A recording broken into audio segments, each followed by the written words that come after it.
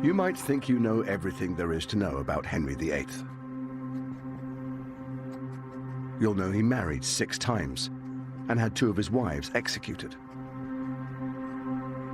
But the truth about our most famous king is much more complex and far more compelling. This series tells Henry's story over 6 of the most tumultuous decades in English history, separating the real man from the myth. To some, Henry was a cruel bully. Henry was self-obsessed, desired admiration. He could never be wrong. He wanted the theatre of punishment to be perfect. This is what happens when you defy Henry. To others, he was a charismatic and successful ruler. He jousts, he rides, he sings. What more could you want from this perfect prince? But Henry's personality, his innermost thoughts and his motivations have remained elusive. Today we might call Henry a little bit OCD. It was said of him he couldn't hold somebody's gaze. He felt uncomfortable. Now a team of Tudor experts have come together to investigate who the real Henry was. They'll unearth never-before-seen documents, including some from the Vatican's archives. Thank you so much for showing me one of the greatest prizes in Tudor history.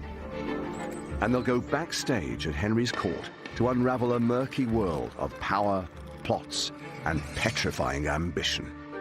The Tudor court is a bear pit. It's an aggressive and violent place. When somebody is no longer useful to him, that's it, he cuts them out. It's almost pathological. He was willing to change the entire country, even the entire map of Europe, in order to get what he wanted.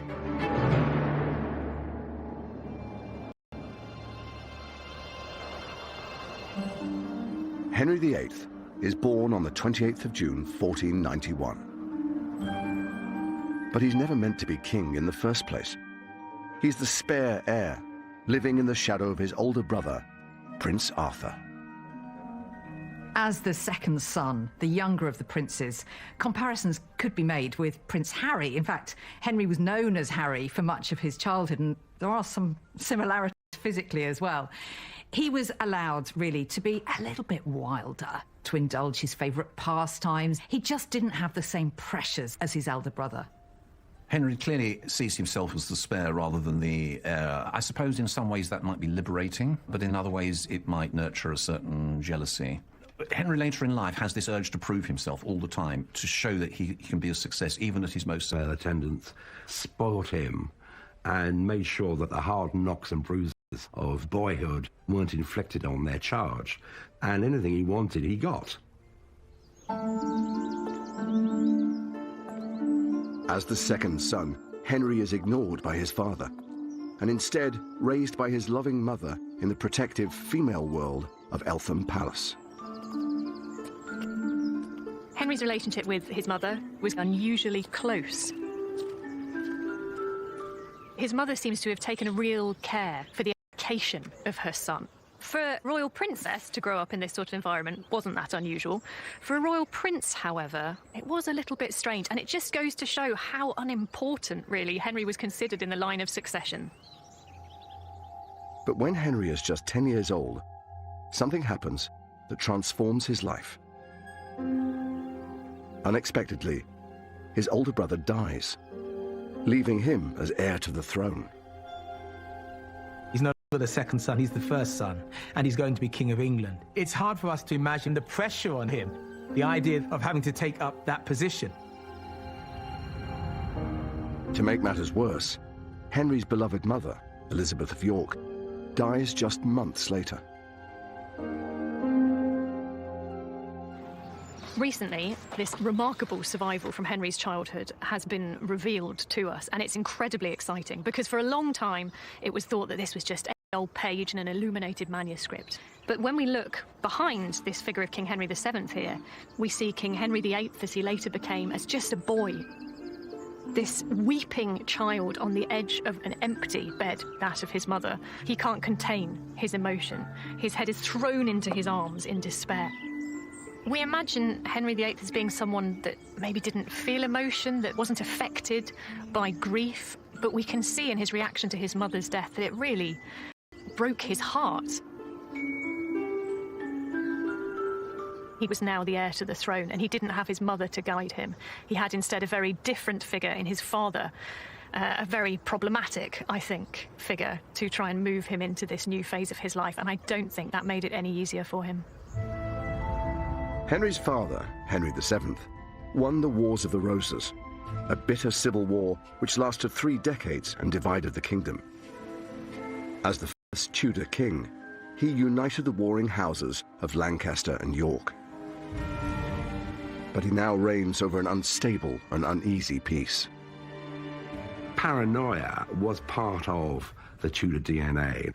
The Tudors really had a rather tenuous, legally fragile claim. There is a seed of insecurity planted in Henry from a very early age. The political history of his father's reign has essentially been the history of plots, conspiracies, hanging over from the Wars of the Roses. Who's in, who's out, who's being watched.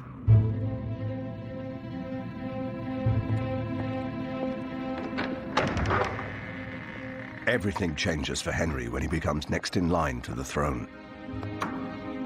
He is now brought up directly by his controlling father, after years of being sidelined. Henry's relationship with his father was really complex. There are lots of eyewitness accounts that Henry was never permitted to go out of the palace. He was kept to his rooms, and that when he did appear at court, he never opened his mouth except to answer a question. This is so different to the upbringing that Henry had known. He must have felt like a virtual prisoner. As soon as Henry VIII is brought under his father's control, you see his personality just being squished, almost this overbearing weight of his father's anxieties, his paranoia, his concern that something might happen to this last vestige of the Tudor dynasty. As a very young boy, he hadn't really had much of his father's attention at all. But then, of course, suddenly, Henry had too much of his father's attention. He found it suffocating because Henry VII was trying to make up for lost time and kind of chisel this young, wild prince into a future king. Sometimes they argued quite violently in front of the court. On one occasion, a scandalised ambassador reported it looked this evening as if the king might murder his son. Little wonder, there was a deeply personal resentment against his father. After 7 years of living under this harsh regime, Henry finally glimpses freedom. His father is now dying, and Henry has been summoned to see him one last time. He knows that in a few short hours, his father will be dead, and he will be king.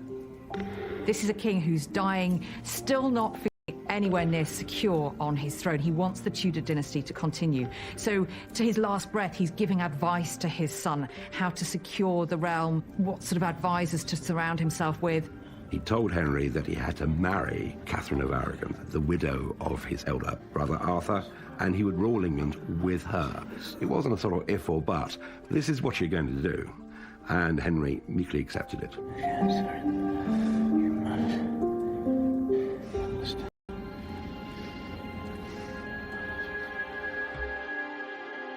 At exactly an hour before midnight, Henry VII dies. In that moment, the 17-year-old Prince Henry... Henry's feelings about becoming king would have been a mixture of apprehension about what was going to happen. Would he be able to smoothly take over the levers of power, mixed with a wonderful sense of relief that he was going to be his own man, his own master, and he could do things which he wanted to do instead of other people telling him.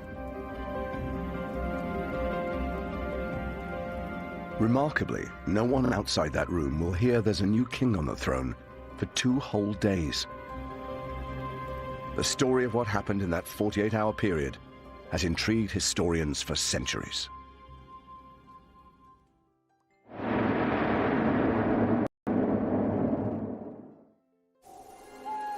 The next 48 hours will decide the fate of the kingdom. As soon as the old king dies, his closest courtiers start plotting. When Henry VII dies, there's essentially a court coup. His death is kept a secret for the best part of 2 days, while in the background they decide how to bring on this new regime with a splash. Henry played a full part in this great cover-up of his father's death. Of course, he had a vested interest in it because he wanted to secure the throne. For Henry, this is his first real experience of the ruthless machinations of Tudor politics. The Tudor court is a bear pit. It's an aggressive and violent place. Your best friend can become your enemy, and your enemy can become your best friend. You need to be able to plan and plot your way through this vacuum of power.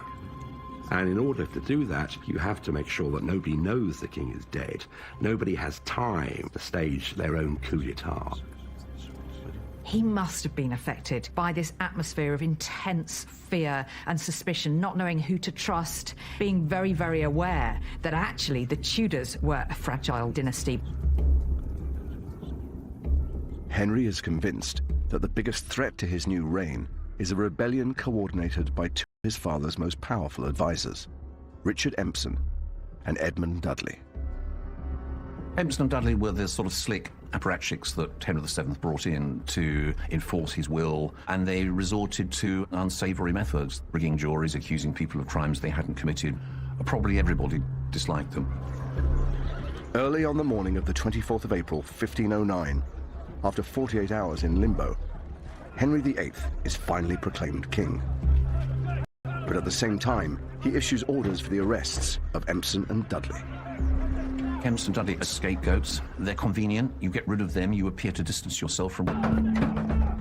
I think people had underestimated Henry before because they may have thought that he was merely a puppet that his father was controlling, but now Henry makes it very, very clear he's the one calling the shots. In the name of the king! What idiots! You're coming with us! Get your hands off me! The arrests win the new king instant support with his people. But it's likely that Henry has an ulterior motive. Henry VIII continued to resent his father for quite some time. He had had lots of his own impulses suppressed for years and years, and because Henry couldn't do anything about it as long as his father was king, when he was gone, well, there's an opportunity with Empson and Dudley to play out his irritations, his frustrations with his father. Down the stairs! On the same day, Henry issues a groundbreaking piece of legislation, a general pardon. This extraordinary document sees Henry explicitly criticize his father's reign. What Henry is trying to do is to win popularity and quickly. So as well as getting rid of his father's despised ministers, he issues a general pardon to all of those who'd fallen foul of Henry VII's justice. So of course this makes him incredibly popular. People love him. Now that pardon is basically rubbishing Henry VII. This is an extraordinary move that you use your father's unpopularity to sell yourself to your subjects. Henry's telling his subjects that he knew they had suffered grievously through injustices imposed by his father, and he was happy to do all he could to right those wrongs. He wants to begin in a way that is going to make a break with the... Of course, it's all about reputation. It's all about this gleam in his eye that he's going to be a famous monarch, the best king that ever reigned in English history.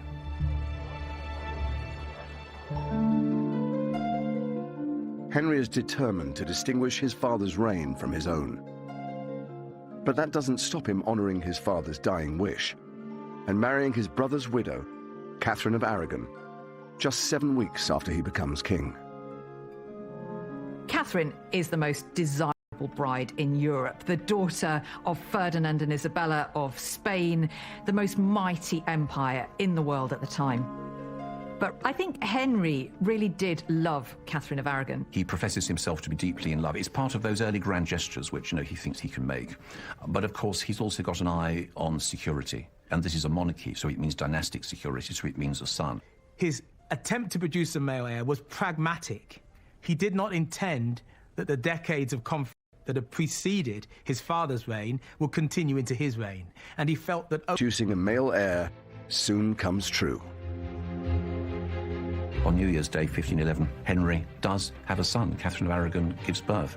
Henry was beside himself with joy at having a son and heir. His hopes and dreams had been realized.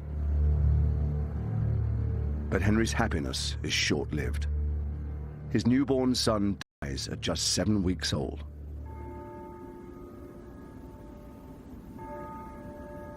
Henry doesn't seem to have responded very much at all to the news of his son's death. He does comfort Catherine, but there's no real sense from any of the chronicles or ambassador reports of this time that he is actually grieving himself. He is able to almost put a full stop on that child's life and move on from it.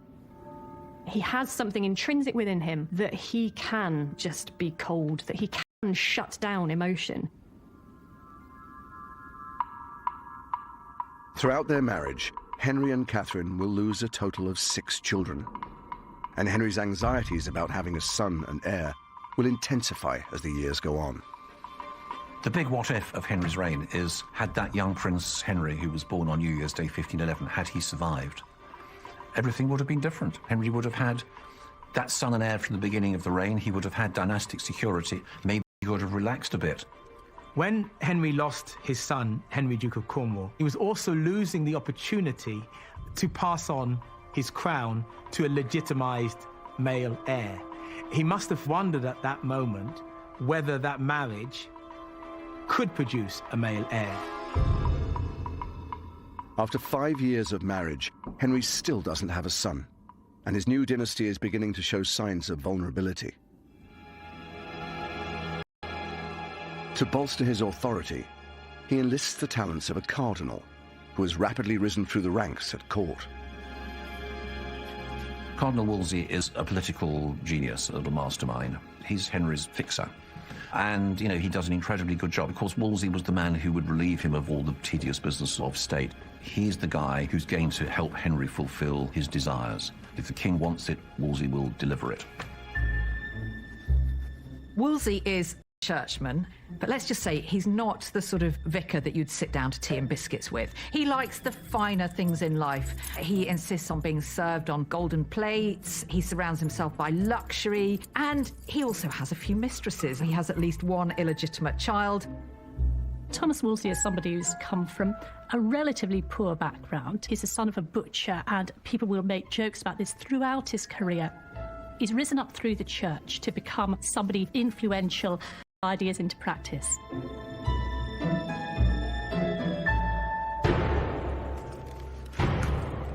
For Henry, Wolsey becomes indispensable. Henry has always loved outdoor pursuits, and whilst he hunts, jousts and fights, the cardinal takes all matters of state into his own hands. Henry in his 20s is often described as the most handsome prince in Europe. He was 6'1", stood above the other courtiers, and he certainly stood above the general populace. They could see him coming.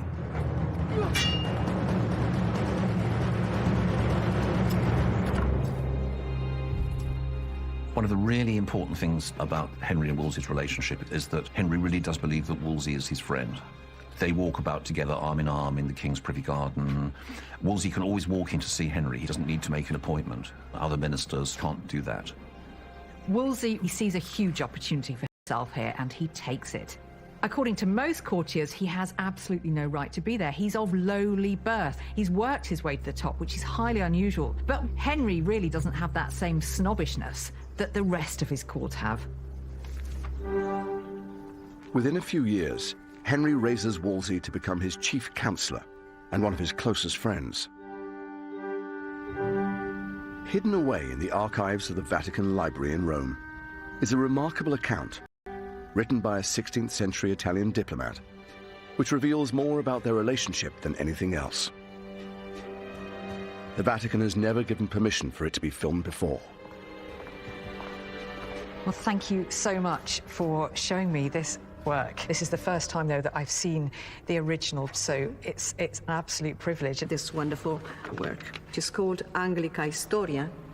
It is about the history of England and the king himself, Henry VIII, Arrigo VIII. The wonderful thing is, for a historian, is this is an eyewitness account of Henry VIII and his court. One of the best bits of his account is his description of Cardinal Thomas Wolsey, so Henry VIII's right-hand man. I mean, my Italian isn't great by any means, but I think in the page we have open here, it says what good fun Wolsey was as well. He would sing and... We talk about him, cantava, saltava, Smiled, giocava, he told jokes. So he would entertain and tell jokes, and you can see the appeal of Wolsey for Henry, I think, from this account. At first glance, the document paints a picture of Wolsey as an entertaining member of Henry's court. But it's not what it first seems. It reveals that Wolsey is not at all flattering about Cardinal Wolsey and the methods he employed to manipulate his royal master. He describes him as a witty fellow who would cling to the royal side, strum the lute, dance, indulge in pleasant conversation. He's almost doing his business by stealth. Henry doesn't realise all the things he's agreeing to, and that by these methods he would inculcate, instill and drum into Henry's ears all of the messages that Wolsey wanted to get across. My favourite extract comes when he kind of lures Henry in by showing him a pretty jewel or a ring. It's almost like he's treating Henry like a child, tempting him with sweets, and Henry then just agrees to whatever the Cardinal asks of him. Henry's weakness for flattery and manipulation allows Cardinal Wolsey to rise to the highest echelons of court. But in a few short years, Henry will turn on his close friend and advisor with a vengeance.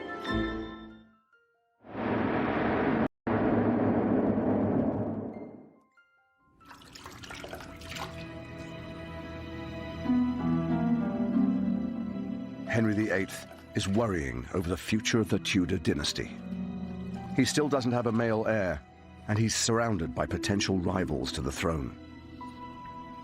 All his nightmares, all his problems haven't gone away.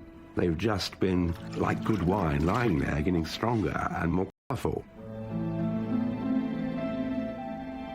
As Henry gets into his 30s, we see little glimmers of paranoia to the extent that he has started to change his personality.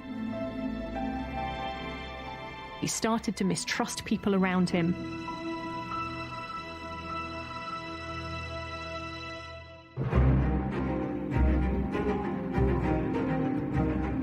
As his paranoia grows, Henry increases the provisions for his personal security. There is a quite extraordinary security service surrounding this king. His food is tasted before he's able to eat it. There's this elaborate ritual in order to put him to bed each night where the covers are checked for any knives in his bed.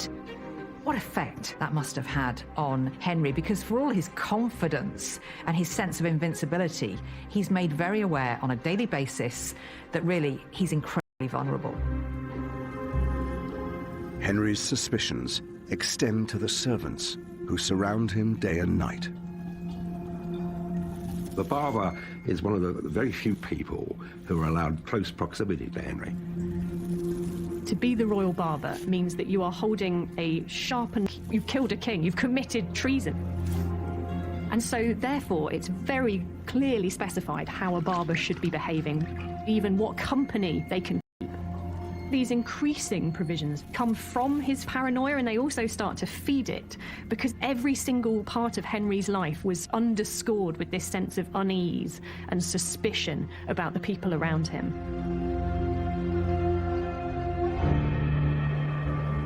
Henry fears an uprising from a rival claimant to the throne. And he hears a rumor that the Duke of Buckingham is secretly plotting against him. The Duke of Buckingham was the highest-ranking nobleman in England, and he had royal blood, and lots of it. Henry is particularly suspicious of Buckingham because he doesn't make any secret of his claim to the throne, nor of his desire to be king. Henry's suspicions reach boiling point, and he writes a letter to Cardinal Wolsey that seals Buckingham's fate. Henry's letter survives to this day, and it's held here at the British Library. It's extremely exciting for me to see this original letter by Henry. There aren't many of them because, as Henry himself says here, he finds writing tedious and painful. He tends to entrust that task. Getting stronger and more colourful. As Henry gets into his 30s, we see little glimmers of paranoia to the extent that he has started to change his personality. He started to trust people around him.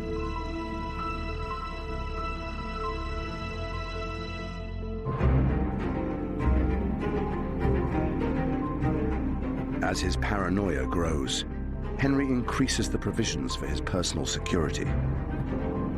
There is a quite extraordinary security service surrounding this king. His food is tasted before he's able to eat it. There's this elaborate ritual in order to put him to bed each night where the covers are checked for any knives in his bed.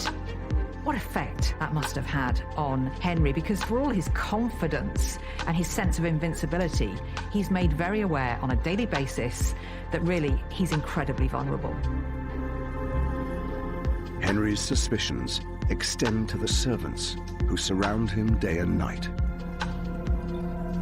The father is one of the very few people who are allowed close proximity to Henry. To be the royal barber means that you are holding a sharpened blade next to the King of England's throat. If you make one mistake, you've killed a king, you've committed treason. And so, therefore, it's very clear. These increasing provisions come from his paranoia, and they also start to feed it, because every single part of Henry's life was underscored with this sense of unease and suspicion about the people around him.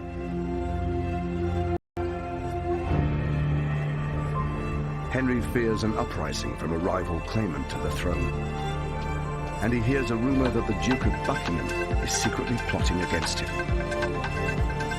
The Duke of Buckingham was the highest-ranking nobleman in England, and he had royal blood, and lots of it.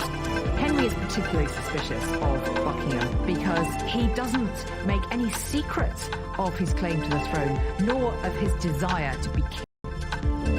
Henry's suspicions reach boiling point, and he writes a letter to Cardinal Wolsey that seals Buckingham's fate. Henry's letter survives to this day, and it's held here at the British Library.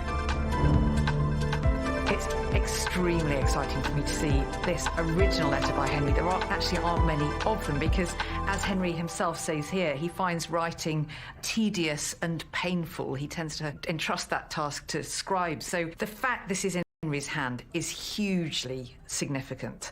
This letter was intended for Wolsey's eyes only. It's top secret. So Henry is instructing Wolsey to keep good watch on the Duke of Buckingham. He effectively wants Wolsey to spy on Buckingham. He is Henry's prime target. He's the one he is most afraid of. Wolsey soon uncovers a whole raft of evidence that's enough to condemn Buckingham for treason. He's plotting rebellion. He's even stealing some of Henry's own servants and placing them in his household. Also, the thing that rankles most with Henry is that a monk has prophesied that Buckingham will be king. Well, for a man as paranoid as Henry, that really is going to be the nail in the coffin. Wolsey's investigation produces enough evidence for Buckingham to be found guilty of treason. And he is beheaded by an inept axeman who takes 3 strokes to cut through his neck.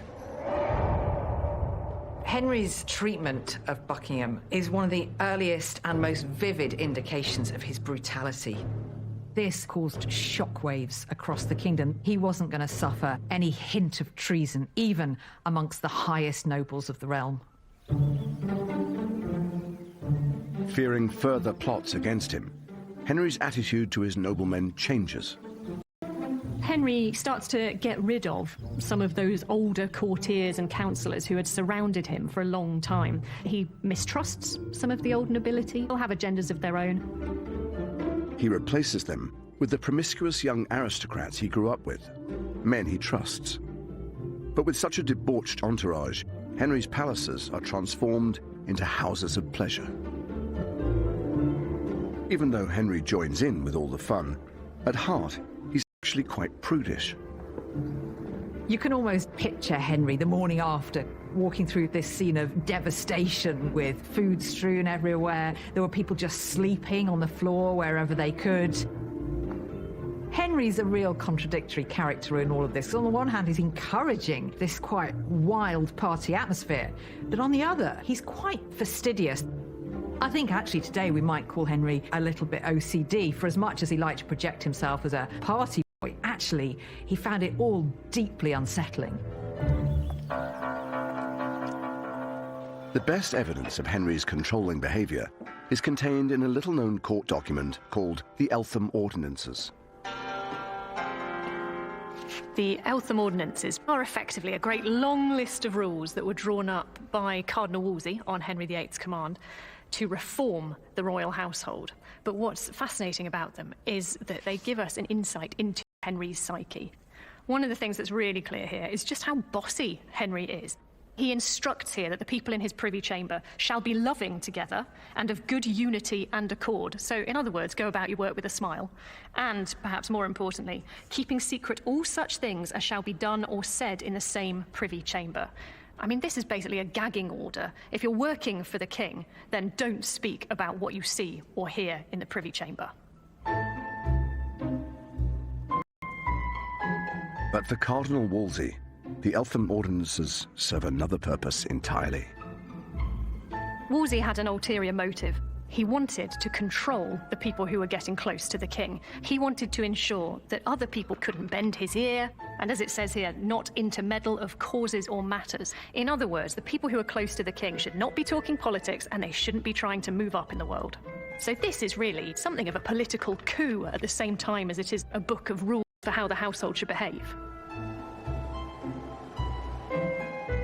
The Eltham Ordinances help Wolsey to become the most powerful man in England, other than the king himself.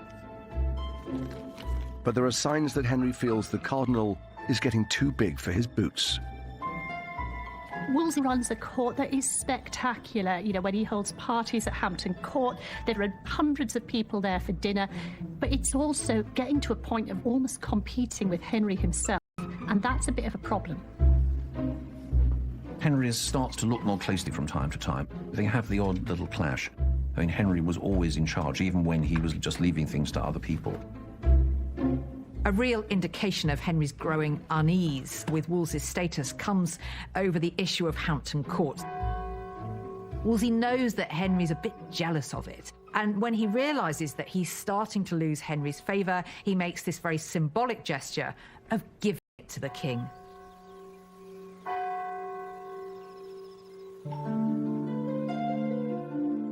As his relationship with Wolsey begins to unravel, Henry's marriage to Catherine of Aragon is falling apart.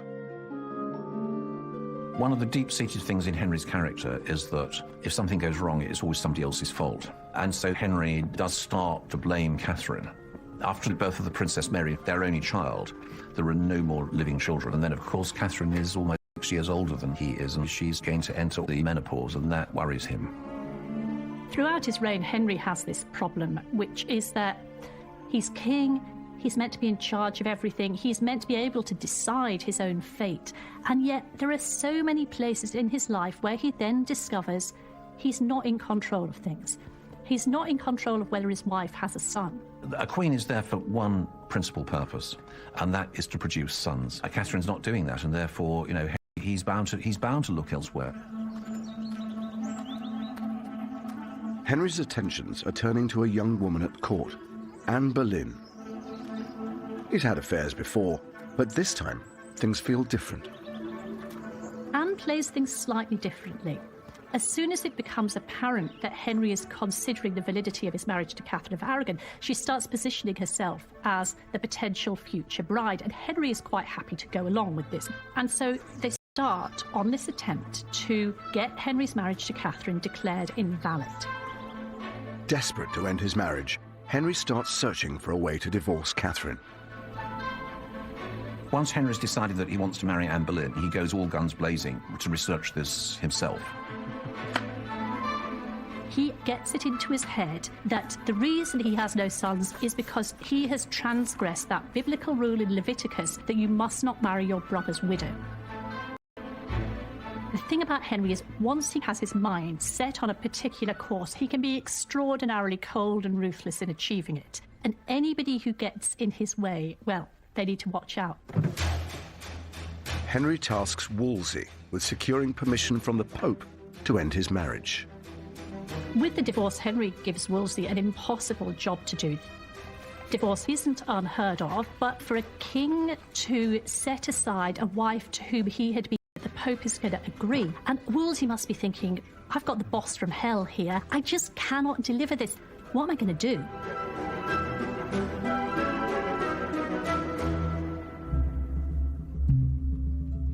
Wolsey's attempts to secure a divorce are failing. Losing patience, Henry takes matters into his own hands, and he initiates a very public trial of his marriage to Catherine. From Henry's point of view, the divorce trial should have been a way to sort things out and get a legal ruling to get his own way. But the Queen comes in, she gets down on her knees before Henry, and she makes this extraordinary plea to her husband, asserting her role as his wife, pleading for her rights to stay in the marriage. He doesn't react. There is nothing. He's not at all swayed by all of this emotion. This is an indication of that coldness just coming to the surface in Henry's character. It's almost like when he's decided that somebody is no longer useful to him, that's it, he cuts them out. He moves on to the next thing. It's almost pathological. The divorce trial ends in failure, and Henry blames his chief minister. Wolsey has genuinely tried to get Henry the divorce he wanted. And it's not really Wolsey's fault that this has not worked out. I mean, the big balance of power is against him. And yet, in Henry's mind, Wolsey has failed in the most significant diplomacy that Henry has ever asked him to do. There was this invisible line which Henry drew. Once you cross that line, you will pay the penalty for doing it. And there's no going back. You can't rub out history. Once you have annoyed Henry, once you have damaged his ego, you will pay for it. And Wolsey knew his days were numbered.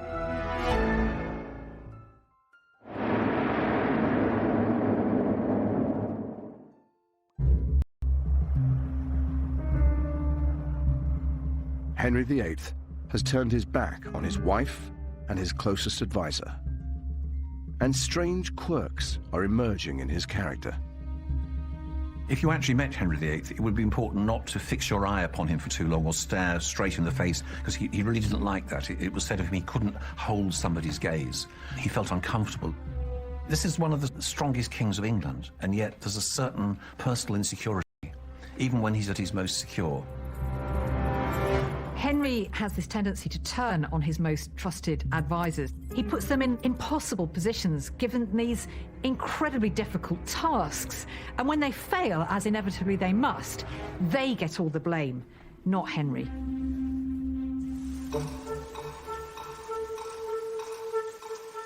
Henry banished.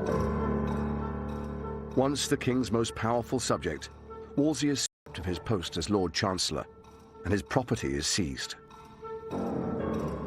For Cardinal Wolsey, who always saw himself as Henry's man, to have the king say that he didn't trust him was completely crushing.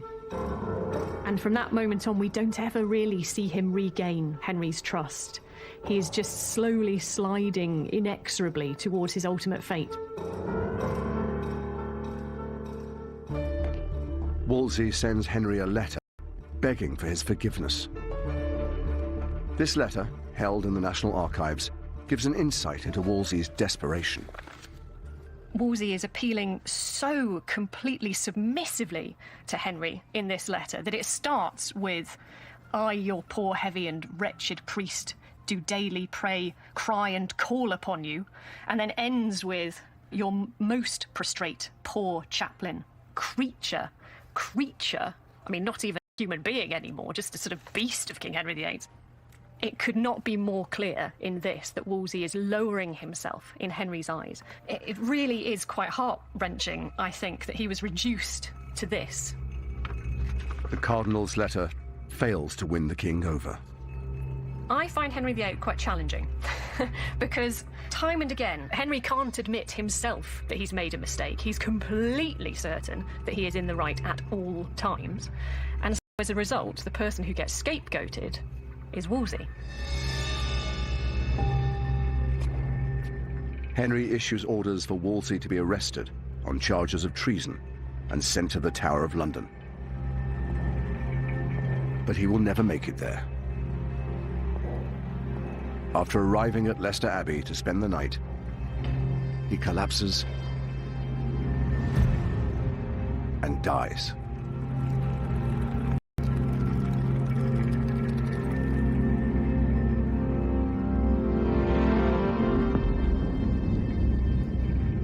In the aftermath of Wolsey's death, one of his servants goes to see Henry to try and persuade him to look kindly on his old servant.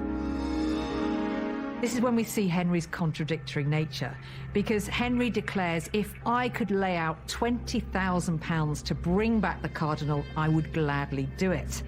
In the next breath, he reminds Wolsey's servant that his master had died whilst owing him £1,500. After Wolsey's death, it becomes clear that the Pope will never grant Henry a divorce. But Henry is so determined to marry Anne Boleyn that he will stop at nothing to achieve it, to break with the Pope and the Roman Catholic Church. He didn't want to be responsible to the Pope. He wanted to centralize power to himself. It was the only way he would get a divorce. It was the only chance of having a son and heir. Henry has started to radically change the course of English history. He transformed every aspect of his kingdom, religious, political, but he's developed into a very different man. He's moved from being someone who's a bit anxious and uncertain to someone completely convinced of his own rightness, the justice of all of his decisions. He was willing to change the entire country, even the entire map of Europe, in order to get what he wanted.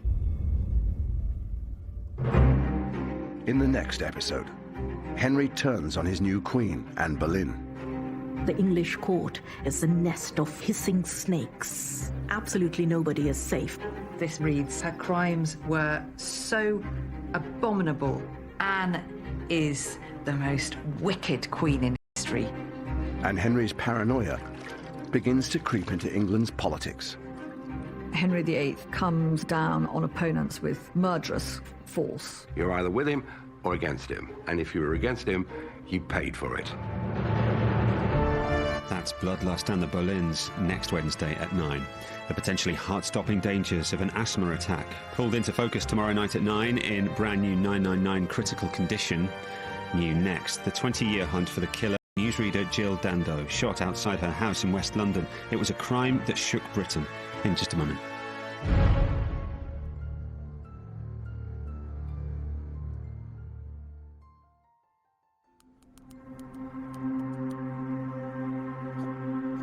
You might think you know everything there is to know about Henry VIII. You'll know he married 6 times and had 2 of his wives executed. But the truth about our most famous king is much more complex and far more compelling. This series tells Henry's story over 6 of the most tumultuous decades in English history, separating the real man from the myth. To some, Henry was a cruel bully. He wanted the theatre of punishment to be perfect. This is what happens when you defy Henry. This is what traitors get. To others, he was a charismatic and successful ruler.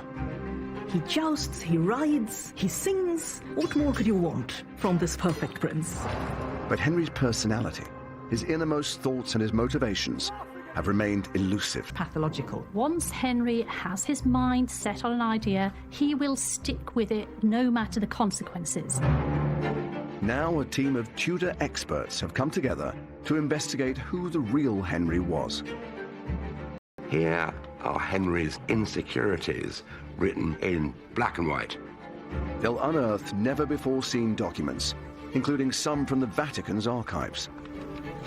Thank you so much for showing me one of the greatest prizes in Tudor history. And they'll go backstage at Henry's court to unravel a murky world of power, plots, and petrifying ambition. Henry VIII comes down on opponents with murderous force. Henry's growing increasingly paranoid. He's starting to lose his grip on reality. Henry has got older, he's got more tyrannical, his reign has got bloodier, and he is more determined than ever to get his own way.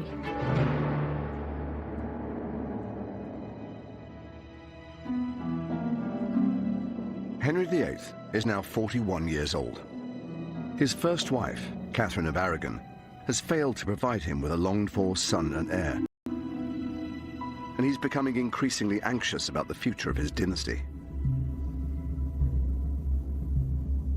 he's banished Catherine from court and is embroiled in an attempt to divorce her and marry his long-term mistress, Anne Boleyn. The way in which Henry is treating the two women in his life could not be more different. On the one hand, you have this great chivalrous love play with Anne Boleyn, and on the other, there is the incredibly cruel, heartless rejection of Catherine of Aragon, the wife who served him loyally for more than 20 years. It's interesting to think what it was about Anne Boleyn that made her so attractive to Henry, but also so enigmatically attractive to so many people. Her education in France may have been a factor. She had a style and a glamour that other people didn't. But also her intelligence, her ability to argue with scholars and theologians about religious and moral issues. Henry, the scholar who flattered himself as being the philosopher prince, saw in her, I think, a consort who shared some of those values. But as their relationship develops, Anne puts pressure on Henry by refusing to sleep with him until their wedding is in sight. Her own sister had been discarded as Henry's mistress. She wanted more for herself than that. She wanted to be queen. So for 7 long years, she keeps him at arm's length, giving him a little bit of encouragement and then destroying his hopes the next. That speaks volumes about just how much Henry was enthralled to Anne. They survive to this day and are held deep within the Vatican Library.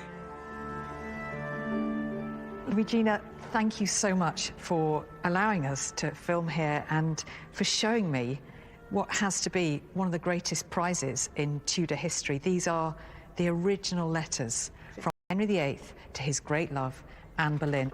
You're very welcome, and we are happy to show people in Great Britain these documents so precious to you and to us, and precious for, I think, all mankind. Henry's letters are written in French, the language of courtly love, and are filled with romantic gestures. You can see there in French, to my mistress, there at Mistress. the top of the page. He wishes. And, you know, he talks about being struck by the dart of love, or dart d'amour. Now, this is very famous, isn't it? The love heart. It's very romantic that he draws a love heart around Anne's initials, and then either side are his own initials. And even though we don't have Anne's responses, we can sense that she's the one in control, because it's all Henry making the effort and trying to woo her. Yes. And she's remaining just out of reach, which I think was part of her genius, actually. The letters demonstrate just how desperate Henry is. The longer Anne holds him off, the more insecure he becomes. This is probably my favourite of the letters, because I think it's the most revealing of Henry's state of mind. You sense his insecurity in a way, because he talks of how he's been in a great agony since receiving Anne's last letter, not knowing how to interpret it. Here is a man who has showered his love with affection, with letters, with gifts. He's had very little back. One of the naughtiest letters in the whole collection is this one here, where you really get a sense of Henry's frustrated lust. He writes to Anne, wishing myself, especially of an evening, in my sweetheart's arms. Here's a man in torture through this unrequited love. Anne's not giving him much back. Henry doesn't know where he stands, and it's sending him crazy. Anne Boleyn's behaviour and the desire for a male heir have provoked Henry into making one of the most monumental decisions in English history: breaking with the Roman Catholic Church. Eventually, free from the Pope's authority, Henry divorces Catherine of Aragon and marries Anne Boleyn. But all of this comes at the highest imaginable price. Henry's break with Rome was probably the most devastating political and religious and social event for 500. To reject the authority of the Pope and everything that represented was something which disoriented, terrified everyone. The nation was traumatized. Henry then declares himself head of his own Church of England. For Henry to claim to be the head of the church was unprecedented. It's very hard to imagine the radical, shocking nature of that claim. A layman, not someone trained in the church, not a bishop, not someone in holy orders. Henry believes this makes him second only to God. On the one hand, you need to have quite a big ego to deal with that. On the other hand, it's a great deal of responsibility. Henry, who is already trying to manage a kingdom, is now trying to manage a church as well. So at the point that Henry breaks with Rome, I don't think anybody quite knows what is going to happen next. Henry might have got his wish to marry Anne Boleyn, but this revolutionary decision is about to catapult England into chaos and damage Henry's reputation with his people.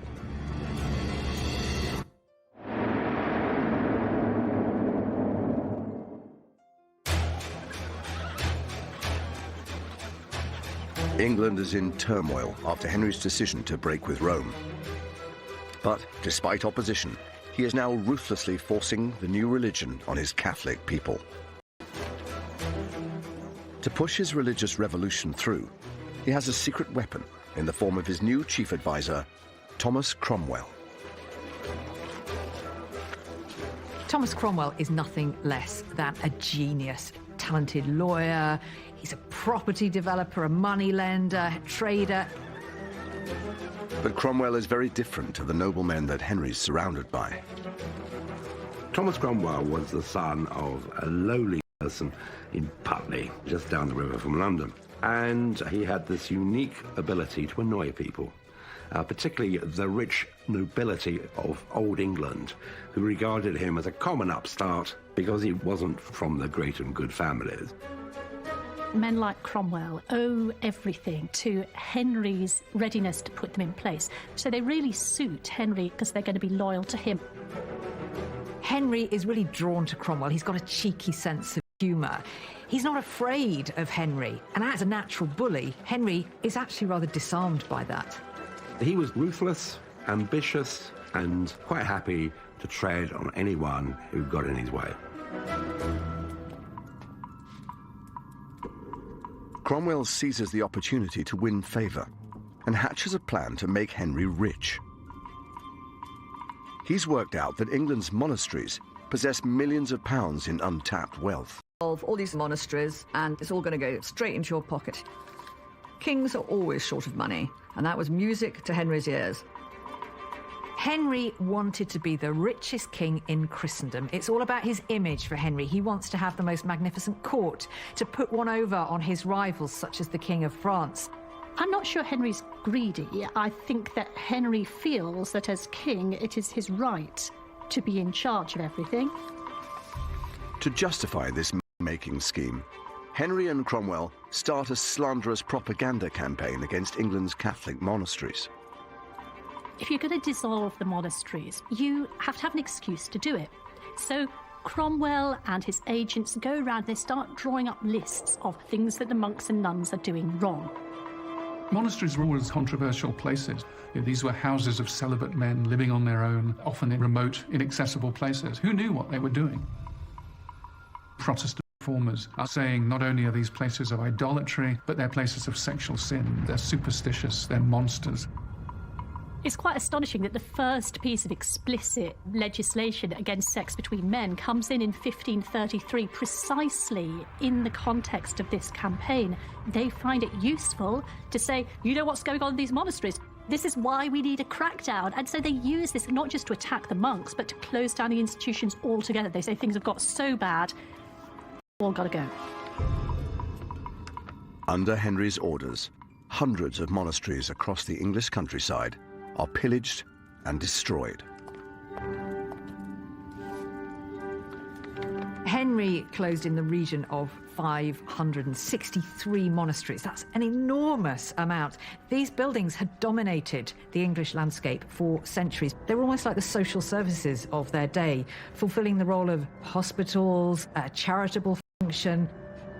And so, of course, their loss had a huge impact on Henry's people. There's one report that suggests there's 20,000 monks and nuns wandering around the country homeless. That just gives you an indication of how much of a shake-up of society this was. Henry had pledged that all of the income from these religious houses would be invested in creating new, reformed religious establishments. He didn't keep his promise. He gave away a lot of the riches, a lot of the lands to his nobles, and he kept an awful lot for himself.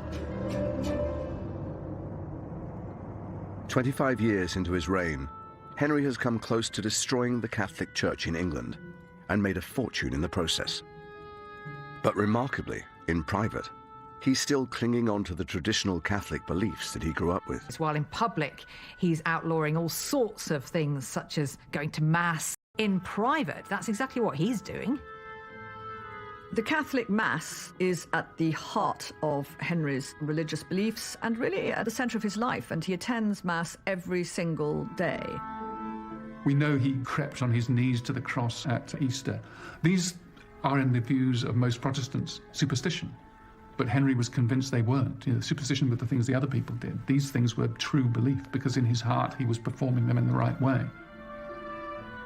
There is an enormous double standard with Henry. It's all very well for him to continue worshipping as he likes, but his people have to toe a different line. They have to be part of on their own, often in remote, inaccessible places. Who knew what they were doing? Protestant reformers are saying not only are these places of idolatry, but they're places of sexual sin. They're superstitious, they're monsters.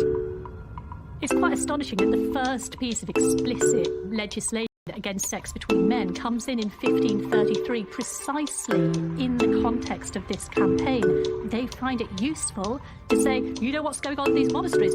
This is why we need a crackdown. And so they use this not just to attack the monks, but to close down the institutions altogether. They say things have got so bad, they've all got to go. Under Henry's orders, hundreds of monasteries across the English countryside are pillaged and destroyed. Henry closed in the region of 563 monasteries. That's an enormous amount. These buildings had dominated the English landscape for centuries. They were almost like the social services of their day, fulfilling the role of hospitals, a charitable function. And so, of course, their loss had a huge impact on Henry's people. There's one report that suggests there's 20,000 monks and nuns wandering around the country homeless. That just gives you an indication of how much of a shake-up of society this was. Henry had pledged that all of the income from these religious houses would be invested in creating new, reformed religious establishments. He didn't keep his promise. He gave away a lot of the riches, a lot of the lands to his nobles, and he kept an awful lot for himself. 25 years into his reign, Henry has come close to destroying the Catholic Church in England and made a fortune in the process. But remarkably, in private, he's still clinging on to the traditional Catholic beliefs that he grew up with. There's a real contradiction in Henry's attitude towards the religious changes, while in public, exactly what he's doing. The Catholic Mass is at the heart of Henry's religious beliefs and really at the centre of his life, and he attends Mass every single day. We know he crept on his knees to the cross at Easter. These are, in the views of most Protestants, superstition. But Henry was convinced they weren't. Superstition were the things the other people did. These things were true belief, because in his heart he was performing them in the right way. There is an enormous double standard with Henry. It's all very well for him to continue worshipping as he likes, but his people have to toe a different line. They have to be part of the new reformed religion. But Henry's religious hypocrisy is testing some of his closest friendships, to people like Thomas More. Thomas More's relationship with Henry VIII was as close to a friendship as a Tudor king could have. They argued long into the night. They talked about the latest works of philosophy and religion. They went up on the leads of the palaces and looked at the stars and talked about astronomy. They'd first met when Henry was just 8 years old, so More was a huge influence on Henry, and he rose and rose in Henry's service. He was Lord Chancellor of all England by the 1530s. But Thomas More was acutely religious, devout to the point of wearing a hair shirt under his clothes so that his flesh was mortified by the irritant. I mean, these were the kind of extreme religious practices that the most reclusive Catholics would use. As a devout Catholic, Thomas More disagrees strongly with Henry's decision to break with the Roman Catholic Church. And he's not the only one. Growing numbers of people are speaking out against Henry's new regime. These voices of dissent play heavily on Henry's insecurities. Some outspoken priests in Middlesex said that Henry's private life resembled a pig wallowing and defiling itself. A nun makes these prophecies saying that she's seen a place reserved for him in hell. For Henry, this is all deeply personal. Anyone who speaks out against his reforms is criticising himself, and he can't take that. Like his father before him, Henry VIII comes down on opponents with murderous force. Hidden away in the Houses of Parliament is evidence of just how murderous Henry is becoming. Here I am in the Parliamentary Archives looking at the 1534 Treason Act, one of the most extraordinary documents in Henry's reign. Here are Henry's neuroses, Henry's fear. The 1534 Treason Act says it's now high treason to maliciously wish, will or desire, by words or writing, or by craft imagine, an attempt at bodily harm against the king or the queen or their heirs apparent. This document says that it's now high treason to maliciously publish and pronounce by express writing or words that the king is a heretic, schismatic, tyrant, infidel, or usurper of the crown. The act is extraordinary because it's not only governing how people behave, but it's governing how they think and what they say. Henry VIII believed that as far as his subjects were concerned, you're either with him or against him, and if you were against him, you paid for it. This document changed Henry's realm into a land of fear. Words spoken in jest or in drink or in anger could lead you to the scaffold. This brutal act significantly widens the scope of treason, and it marks a turning point in Henry's reign. That need not only to have people obedient, but to believe absolutely in the justice of what he was doing was unprecedented. No one had asked this before. That is intruding into everyone's belief system, into their consciences, in a way that no one had tried before or since.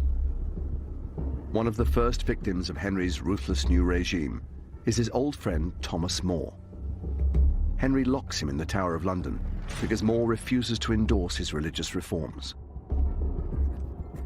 More is very much a devout Catholic, and that idea of England breaking completely away and defying the Pope, defying tenets of Catholic faith, is not something that More can really live with. More remains in the Tower for a year, and during that year, Henry does everything he possibly can to persuade him. He even says to him, believe what you like in your heart, so long as in public you're with me. I think Henry still had that deep-felt conviction that eventually their friendship would prevail, and that would be won over by the sheer weight of argument and the force of Henry's personality. Tudor history is full of these moments where people who have been working together for months and years suddenly fall apart. But I think it's particularly traumatic when it comes to Henry and Thomas More because of that deeper intellectual connection that the two of them had forged. Eventually, Henry has had enough, and he authorizes his former friend's death. The Parliamentary Archives still holds the document that sanctions Thomas More's execution. This document says that Thomas More, contemptuously refusing to take the oath supporting the succession to the crown. They are powerful words. And later on, they describe the ingratitude of Thomas More towards the king. It lays down Thomas More's crimes and legalizes his execution. To all intents and purposes, it's his death warrant. On the 6th of July, 1535, Thomas More is executed on Tower Hill. I can't help but wonder whether Henry just had those moments where he looked at himself in the mirror and thought, how on earth have I come to this? Here he is, ordering the execution of some of his closest friends and advisors. He's caused turmoil in his kingdom. Did he ever bring any of that back on himself and actually examine his own motives, his own character? I don't think Henry had a conscience about what he was doing. No, he's not a man who's going to lose any sleep over things like that. He has an objective which he wants to achieve, the continuation of the Tudor dynasty, and nothing or no one is going to stand in his way. He absolutely believed in the righteousness of his own conclusions, and that's what drove him through. There's definitely a sense at this point in Henry's reign that it's almost gathering a momentum of its own. There's no stopping Henry now, and it's going to get more and more brutal. Little does Henry know that a freak accident is about to alter the future of his kingdom and the fate of his second wife.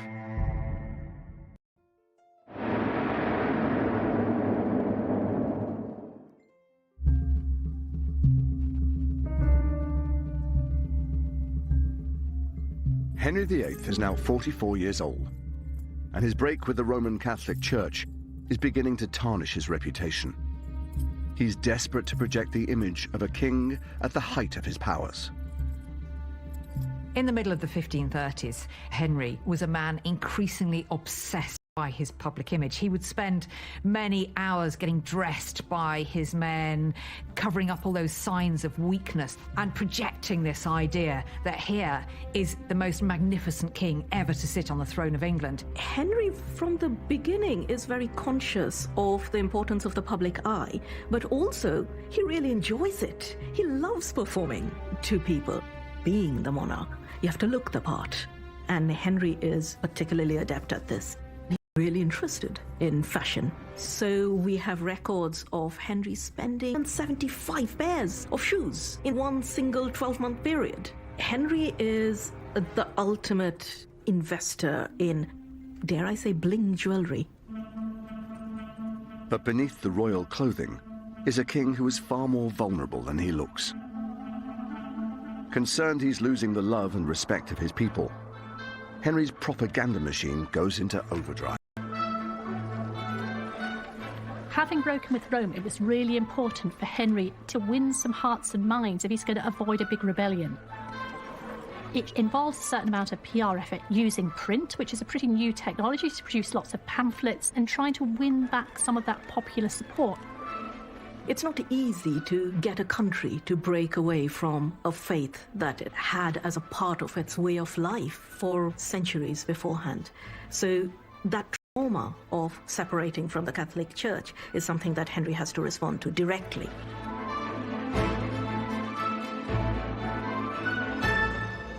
Whilst Henry hopes to escape public unrest, he can't seem to avoid it in private. Henry develops an increasingly bad temper because he's losing patience with Anne and with this marriage, and also the fact that he hasn't yet to produce a male heir, and so he just now wants results. Henry needs God to show him that he approves of his actions by giving him a son. And yet Anne does not produce a son. She has miscarriages. She has a daughter. It's as if his first marriage is just repeating itself. And that worries him. What's wrong about this marriage? Is this marriage cursed as well? As time went by, there were more reasons for them to dispute and argue with each other. Her inability to produce the male heir was the grumbling resentment, but also her commitment to religious reform, her willingness to argue with Henry. These things were things that, over time, became more annoying than attractive. The real turning point for Henry is when Anne accuses him in public of having an affair behind her back, and Henry is angered that she would dare question him in public about his behaviour. Henry responds to Anne by telling her that she needs to turn a blind eye to this behaviour as her betters had done, meaning Catherine of Aragon, and that he could unmake her just as quickly as he had raised her. There's another person causing trouble inside the royal marriage. Henry's advisor, Thomas Cromwell. Henry's court has become like a pressure cooker. So at the centre of this, we have Cromwell and Anne, who are each other's rivals and enemies. Anne has her own faction behind her, and Cromwell has his supporters. And we see in the court these two rival factions fighting for Henry's attention. So he was very keen to act against her, to strike first before he was attacked himself. Anne has an ace up her sleeve that she thinks will secure her position. She's pregnant. However, something is about to happen that will shake both Anne and Henry to the core. When Henry takes part in a jousting tournament, he falls from his horse. An account from the time reveals that the accident is so serious that Henry is knocked unconscious. There's a report by Dr. Pedro Ortiz, who is the imperial Spanish ambassador to the Vatican. He's picked up some gossip coming in from Francis I of France, who's no friend of Henry VIII. The French king had said that the King of England had fallen from his horse and had been for 2 hours without speaking. So here we have Henry laying on the ground, not speaking for 2 hours. I believe the horse rolled on him, it crushed him. He suffered some kind of traumatic brain injury. Recent research has demonstrated that such an injury can actually cause neuroendocrinal damage. People suffering from this very rare disorder become depressed, irritable, and very suspicious of everyone around them. In the latter years of Henry's reign, he was displaying all those symptoms. Henry's accident also has a dramatic effect on his wife, Anne Boleyn. What is absolutely certain is the shock of hearing that Henry had this accident caused Anne Boleyn to miscarry a male child. Queen Anne was brought to bed and delivered of a man-child before her time. It was said she took a fright. It was a 3-month-old fetus, male child, perfectly formed. And if the child had lived, it could have been Henry's longed-for male heir. The miscarriage is a personal disaster for Anne, because that possibility that the male heir was finally at last about to appear is taken away again, and she's damaged goods. After his accident, Henry becomes increasingly paranoid. And at court, things are now more dangerous for Anne Boleyn and Thomas Cromwell. There is a diplomatic letter which describes the English court as a nest of hissing snakes.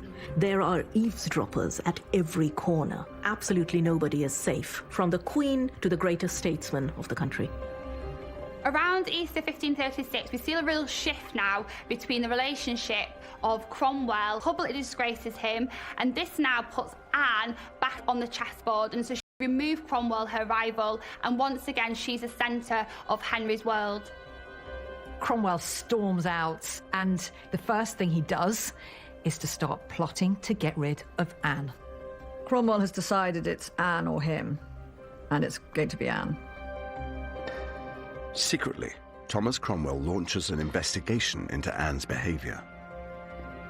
As soon as he's left court, Cromwell puts the word out that he's sick, but Cromwell is far from sick. He is using this 2-week absence as the perfect cover for him to start plotting the downfall of his archenemy, Anne Boleyn. Cromwell has this incredibly sophisticated network of spies and informants. Among his network are a number of ladies from the Queen's own household.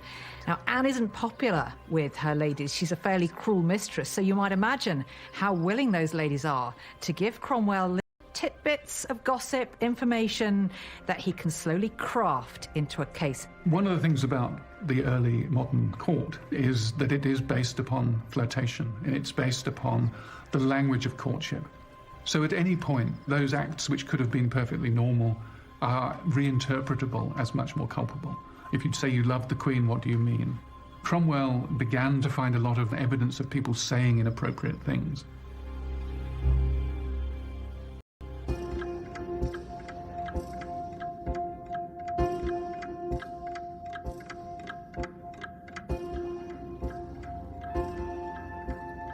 Just 2 weeks later, Cromwell presents his findings to Henry.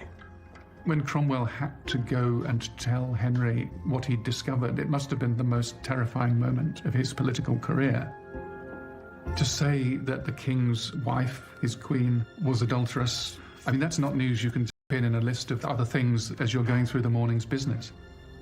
Cromwell's evidence accuses Anne of conducting an affair behind her husband's back, with not one, but 5 men.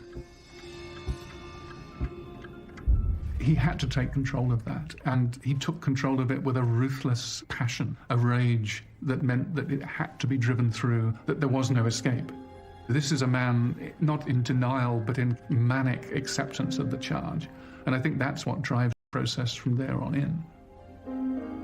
When he wanted something to be true, it became true. And this was absolutely the case now with his second wife's infidelity, because her real failure, let's be honest about it, was not giving Henry a son. That was the only way she let him down. I don't believe she was guilty for one moment of lenience. In the archives of the British Library is a letter that provides a glimpse into Henry's mind during this time, as well as the man manipulating him, Thomas Cromwell. This is a letter by Thomas Cromwell written in May 1536 at the height of the controversy surrounding Anne Boleyn. This letter is undoubtedly one of our best sources for understanding Henry's perspective on Anne Boleyn. Cromwell says here, "The King's Highness thought convenient that I should advertise you of the same. I should tell you about what's been going on, about the case against Anne." Really, what he's saying is the king has instructed Cromwell to spread the word about Anne Boleyn's crimes, and they are all described here in their full gory detail. This bit here reads, "Her crimes were so abominable that I think the like was never heard." And there's some fairly graphic language used here to describe the Queen's incontinent living. This is written for an absolute purpose. It's telling the world Anne Boleyn is guilty of heinous crimes. Anne is the most wicked queen in history, according to Cromwell. Alongside charges of adultery, Cromwell's letter also accuses Anne of plotting Henry's death. At the bottom we have here talk of a certain conspiracy against the king. So in Henry's mind, it goes beyond just adultery, an unfaithful wife. She's plotting treason. This is a pure piece of PR on Cromwell's part. Cromwell manipulated Henry, and in fact, he later boasted that he had dreamt up the whole scheme against Anne Boleyn. Whatever the truth behind the accusations, Henry falls for them, hook, line, and sinker. Once convinced that there was a kernel of truth to it, Henry's imagination knew no bounds, and at one point famously he said, well, maybe it's 1,000 men. Who knows what Anne is capable of? Henry VIII is a great fan of good stories. He's good at spinning them, and he is also taken in by them. And the story that is spun around Anne is the one of the wicked woman, a woman with an insatiable desire to manipulate men. Henry orders Anne's arrest, and she is escorted to the Tower of London. He will never see her again.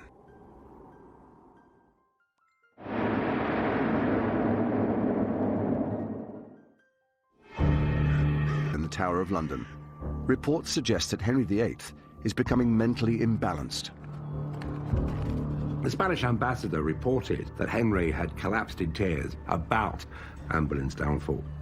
Henry VIII was always an extraordinarily emotional man. Tears were never far from the surface. Tears of joy, tears of grief. But of course, Henry always cries only for one person, and that person is Henry himself.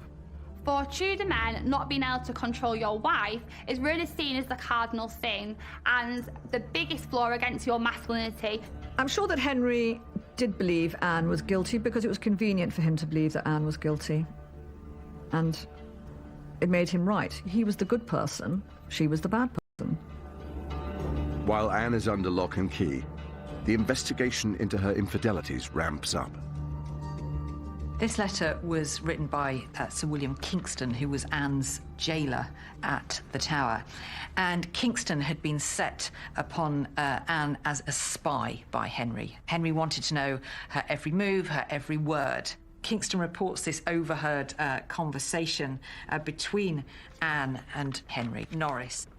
Norris was actually one of the gentlemen who served the king, but he was also a great favourite with Anne and stood accused of adultery with her. Anne asks Norris why he would tarry before getting married. Why is he waiting to get married?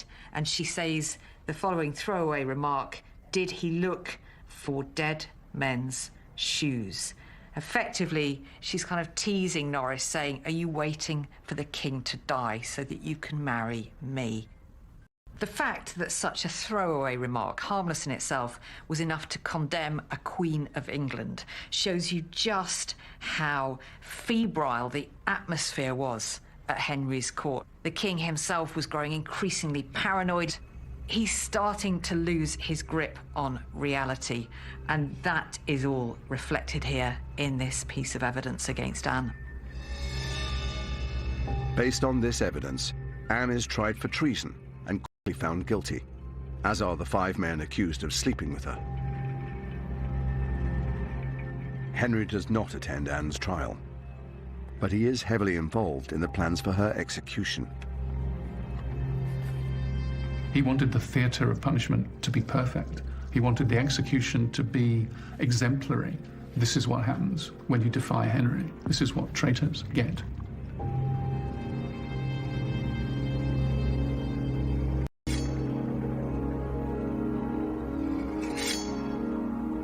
Henry didn't ever like to associate himself with death. He wouldn't go to funerals, and he didn't want to be seen in the same space as Anne Boleyn ever again. Her name was not to be mentioned. All trace of her was removed from his palaces, so of course he's going to be nowhere near the Tower that day. But he invited 1,000 people to watch Anne Boleyn's head being struck off. Those are the actions of a madman. On the morning of the 19th of May, 1536, Anne Boleyn is executed. But Henry has already lined up his next wife. The speed with which Henry moves on to wife number 3, Jane Seymour, is deeply disturbing, really. The very next day, they are betrothed. They're married 10 days later. Now, that is fast, even by Henry's standards. He needs to get cracking because, he needs to have a son, and he needs to live long enough for that son to grow to adulthood. So he's not going to waste time, pretending to mourn a woman who's betrayed him. The following year, Jane Seymour is able to give him what his 2 previous wives have not: a healthy son and heir to the throne. Tragically, Jane herself dies only 2 weeks after the birth, leaving Henry once more alone. But his reign is far from over. The England of the late 1530s is entirely different from the England of a decade before. We've got the monasteries being dissolved. We've got a dramatic change of personnel at court. All sorts of people have disappeared. Thomas More is gone. Anne Boleyn has gone. Jane Seymour has gone. Henry himself has got older. He's got more tyrannical. His reign has got bloodier, and he is more determined than ever to get his own way. In the next episode, age and infirmity start to catch up with Henry VIII. The pain that Henry got from his leg was absolutely huge. When the leg was really bad, he could turn black in the face and just sort of lie still, hardly able to speak. And he turns on his closest advisor. Those less admirable traits that we'd seen hints of early in his life are now front and centre. This is Henry as a tyrant. This is the beginning of a totalitarian state. That's Henry VIII Endgame next Wednesday at 9. Dangerous weather, empty stations, unique challenges. 2020 captured in the new series of Paddington Station 24/7. Back on the tracks Monday at 9. Next, from Freddie's humble start in Zanzibar to the chart-topping, stadium-filling powerhouse, Queen, the band that rocked the world, in just a moment.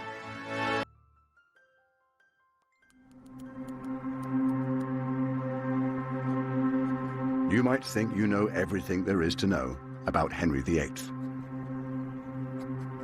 You'll know he married 6 times and had 2 of his wives executed. But the truth about our most famous king is much more complex and far more This series tells Henry's story over 6 of the most tumultuous decades in English history, separating the real man from the myth. To some, Henry was a cruel bully. He's clever. What he likes to do is to trap people. He's a very skillful manipulator. Henry's punishment was exemplary in its brutality. To others, he was a charismatic and successful ruler. He jousts, he rides, he sings. What more could you want from this perfect prince? But Henry's personality, his innermost thoughts and his motivations have remained elusive. Henry didn't take the blame for his own mistakes because that would not have worked for him as a king. He was so good at convincing himself of what he saw as the truth. Now a team of Tudor experts have come together to investigate who the real Henry was. If you ever needed proof that Henry was a bit of a megalomaniac, this is it. And they'll go backstage at Henry's court to unravel a murky world of power, plots, and petrifying ambition. The English court is a nest of hissing snakes. No one quite knows who to trust. There are spies and informers. It's very, very clear that behind this public facade was somebody who was fundamentally vulnerable and insecure.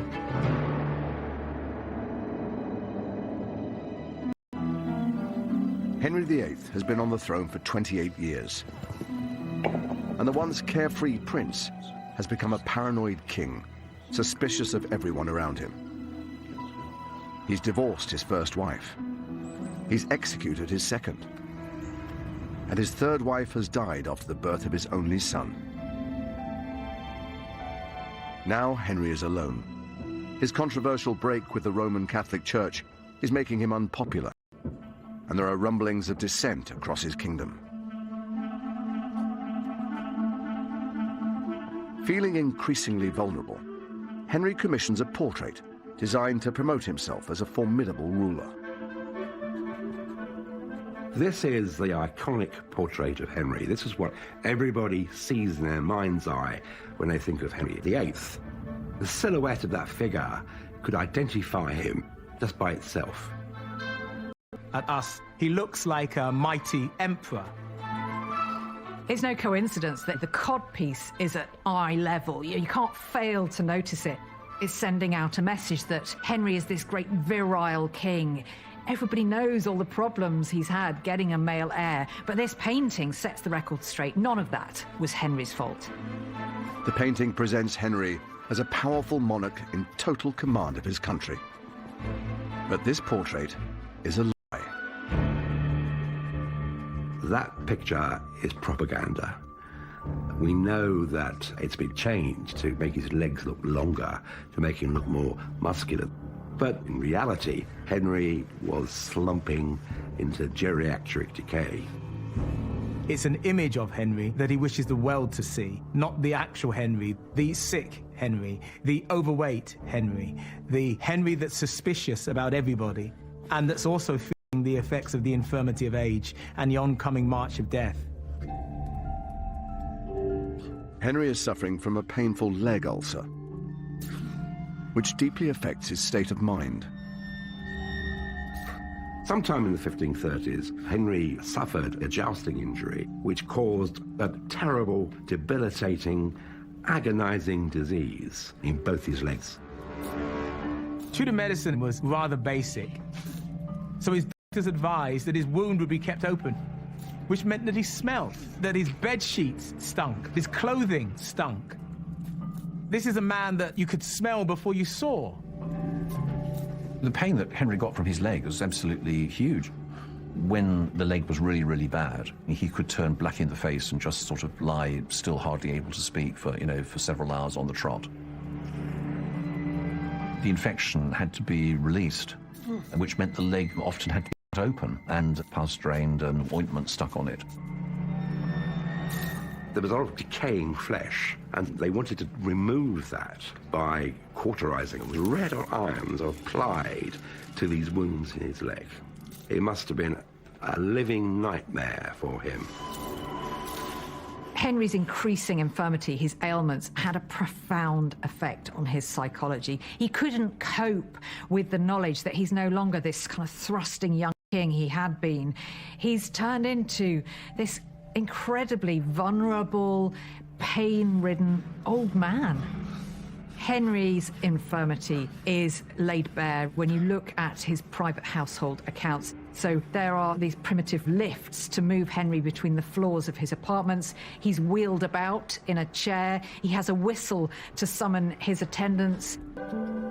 Henry thinks that he knows how to cure his leg ulcer better than his doctors. A 16th century manuscript contains 32 medicinal recipes that Henry concocted himself.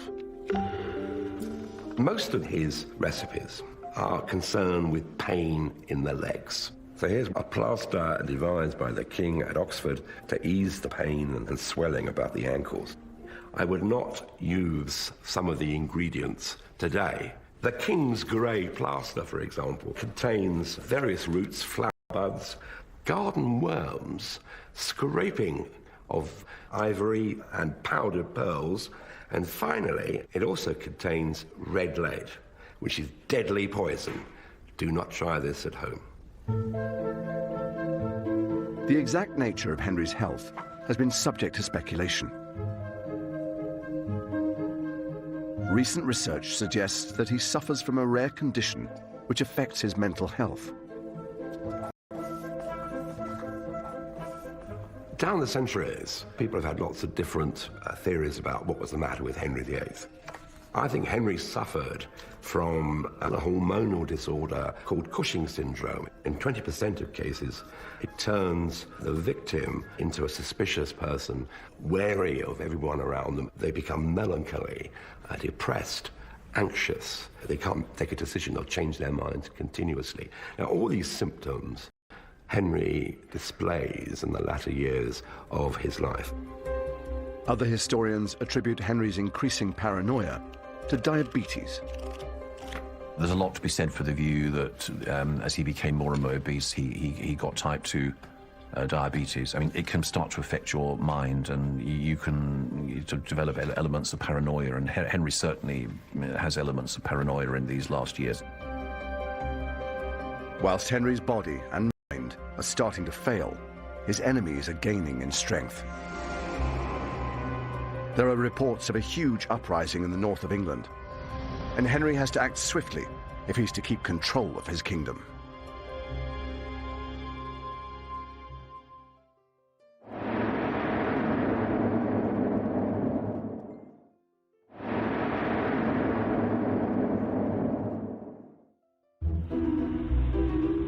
Henry VIII is now 46 years old. His painful leg ulcer has transformed the highly active king into a man who struggles to even walk without assistance. This lack of exercise, combined with massive overeating, are making him obese. And there are detailed records of the enormous quantities of food. On pretty much any given day of the week, we have everything from swan and custard through to rich roasted baby kid or lamb. There's butter and eggs, there's jelly and hippocras, porpoise and seal for the king's delight. But it's been estimated that King Henry VIII would have been having about double the number of calories, bare minimum, that you would recommend in the 21st century. Because Henry was eating so much meat, he inevitably suffered severe constipation. And there's an account in the letters and papers of King Henry VIII of how one of Henry's physicians actually had to come and administer a clister, that is an enema, as we'd call it today, to the king in order to try and flush out his system. And the document goes on to proudly report how the king got up in the middle of the night and had a fair siege on the toilet. Delightful for all those around him, obviously. Henry always saw himself as that beautiful young prince he had been once, universally adored as a sportsman, an athlete, a Renaissance prince. And I think he found it very difficult towards the end of his life, as what he saw in the mirror was no longer that handsome young man, but instead undeniably a sort of slightly hideous sort of old creature. It's 3 years since Henry broke with the Roman Catholic Church and declared himself head of the Church of England. But now the repercussions of his religious revolution are catching up with him. Down the centuries, people have had lots of different theories about what was the matter with Henry VIII.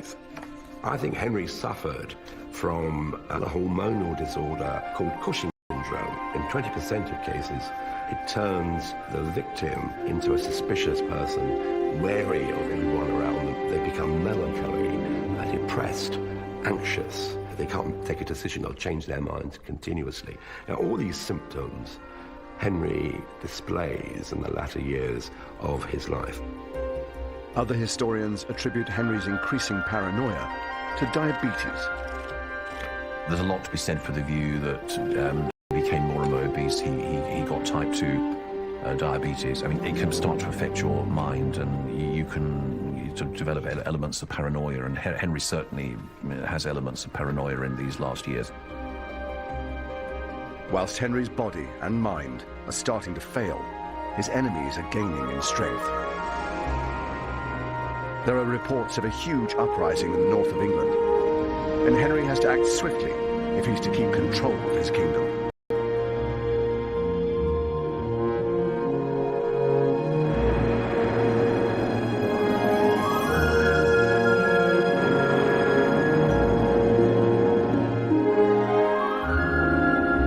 Leg ulcer has transformed the highly active king into a man who struggles to even walk without assistance. This lack of exercise, combined with massive overeating, are making him obese, and there are detailed records of the enormous quantities of food he eats. Here we have an example of what Henry would be eating on pretty much any given day of the week. We have everything from swan and custard through to rich roasted baby kid or lamb. There's butter and eggs, there's jelly and hippocras, porpoise and seal for the king's delight. But it's been estimated that King Henry VIII would have been having about double the number of calories, bare minimum, that you would recommend in the 21st century. Because Henry was eating so much meat, he inevitably suffered severe constipation. And there's an account in the letters and papers of King Henry VIII of how one of Henry's physicians actually had to come and administer a clister, that is an enema, as we'd call it today, to the king in order to try and flush out his system. And the document goes on to proudly report how the king got up in the middle of the night and had a fair siege on the toilet. Delightful for all those around him, obviously. Henry always saw himself as that beautiful young prince he had been once, universally adored as a sportsman, an athlete, a Renaissance prince. And I think he found it very difficult towards the end of his life, as what he saw in the mirror was no longer that handsome young man, but instead undeniably a sort of slightly hideous, sort of old creature. It's 3 years since Henry broke with the Roman Catholic Church and declared himself head of the Church of England. But now the repercussions of his religious revolution are catching up with him. This radical move is extremely unpopular and results in a religious uprising in the north of England, known as the Pilgrimage of Grace. This was the first major rebellion against Henry's Reformation, and it shocked him to the core. Because he was so good at convincing himself of what he saw as the truth, he thought his people still loved him. This now changed everything. The whole point of the Tudors were that they brought peace and union to England after the divisions of the Wars of the Roses. And now you have division again. This is an epic failure of kingship, and Henry understands that, and he is extremely concerned. But with no army at his disposal, Henry is unable to defeat the rebellion with brute force. Kings of England never had standing armies, so they had to rule with the consent of the people. He realized that he was in a very dangerous situation now, and he needed to act tactically, politically. Rebels. He offers them a pardon and invites their ringleader, Robert Aske, to a secret meeting. Henry has this masterstroke. I mean, he invites Robert Aske and the leaders of the pilgrimage to court, and he entertains them for Christmas. He gives them gifts and looks after them. Aske went away very happy, saying he'd enjoyed every sign of the king's grace, of his mercy. What a fantastic king, Aske is essentially saying. But it soon becomes clear that Henry's show of mercy is a trick. And he turns on the rebels with a vengeance. Henry was the sort of ruler who would gull you along and then basically cut you off. He's clever. But what he likes to do is to try and trap people, move them about on a chessboard. He's a very skillful manipulator. Robert Aske returns home, and Henry orders his arrest and execution. Henry's punishment of Robert Aske was exemplary in its brutality. This is a message to the people that this is what happens when you oppose Henry. And in fact, he wanted to go much further. He wanted people from every village involved in the rebellion to have somebody executed. But the man who was in charge of the retaliation simply didn't carry out Henry's orders. Henry's ruthless suppression of the rebels marks a turning point in his reign. England had changed an awful lot during this period. It was no longer the merry England of Henry's early years. It was now pretty much a totalitarian state. There were spies everywhere. Suddenly, nobody was safe. Nobody could trust anyone. There were neighbours informing on neighbours. So you never knew when there was going to be that knock on the door. People were now afraid to open their mouths in any public place. People were afraid to write letters and express an opinion because they were always looking over their shoulder. In the name of the king! The man responsible for enacting Henry's crackdowns is his chief minister, Thomas Cromwell. Cromwell has previously masterminded the breakup of the monasteries and engineered the downfall of Henry's second wife, Anne Boleyn. But now that Henry's people are turning on him, he shifts the blame onto Cromwell. Henry didn't take the blame for his own mistakes because that would not have worked for him as a king. One of the purposes of good servants was that they would take the blame if things went wrong. It was their advice. With the Pilgrimage of Grace, they didn't attack Henry so much, they attacked Cromwell. There is definitely a sense in which Thomas Cromwell is Henry VIII's scapegoat. Henry could step back and say, I'm innocent of this. I don't know what's going on. There had been warning signs for Cromwell for a few years now that actually his luck was changing. There were arguments with the king, and in fact, on a number of occasions, the king was said to have benaveth Cromwell. He was beating him up in front of the court. On one occasion, pommeling him about the head as if he were a dog. Cromwell must have been terrified. As he starts to fall out of favour, Cromwell is given the chance to redeem himself. It's been 2 years since the death of Henry's great love, Jane Seymour. And now Cromwell is tasked with finding him a new wife. He's now got the heir, but he doesn't have the spare, and Henry is deeply sceptical about female monarchy. He's not excited about the prospect of either of his daughters becoming his successor. So he's looking for a new wife to produce sons. Cromwell strikes a political deal for Henry to marry the German noblewoman Anne of Cleves. And Henry agrees to marry her based solely on seeing her portrait. Well, he sees an image of a girl who looks like a doll. She's pretty, she's young, she looks very unthreatening. So Henry sees the portrait and he thinks, well, she looks a bit of all right. I'll go for that. Yeah, that's fine. But when Henry meets Anne in person, he changes his mind completely. When Anne arrives, she's put up in Rochester Castle, and Henry can't wait to see her, so he goes in disguise with a gift to basically have a quick peep. But actually, Anne doesn't really take any notice of this rather obese stranger who sort of pops by, and that's not a good start. Poor Anne of Cleves was dressed in the most hideous German costume with sort of contrasting bands of fabric and a sort of helmet that looks like something out of Star Wars. And he was horribly disappointed. Henry made his revulsion towards Anne of Cleves absolutely clear. He complained that there were displeasant airs about her, and there's a very lurid description of their wedding night, and it gave him enough of a conviction to declare that she was no maid. Henry's smear campaign against Anne of Cleves actually reveals more about his own personal insecurities than anything else. Henry has for some time been suffering from bouts of impotence, and he finds himself unable to consummate the marriage. I think perhaps he has a bit of a go, it doesn't work out, and then he decides, this is not my fault.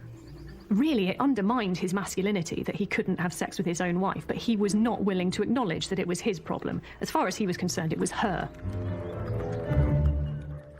Henry's PR campaign against Anne was so effective that even centuries later, enough to get rid of quite quickly.